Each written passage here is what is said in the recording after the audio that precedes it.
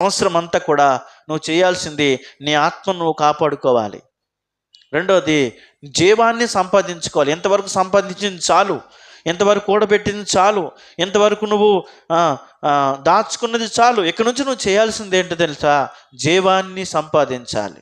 ఎందుకంటే బైబిల్ చెప్తుంది, మనం సంపాదించుకున్నవన్నీ కూడా ఒక పాట ఉంది, సంపాదన కోసమే పుట్టలేదు నీవు, పోయేటప్పుడు ఏది పట్టుకొని పోవు, పోతున్న వారిని నువ్వు చూచుటలేదా, పోతున్న వారిని నువ్వు చూచుటలేదా, బ్రతికి ఉన్నవారు నీకు పాఠమే కాదా.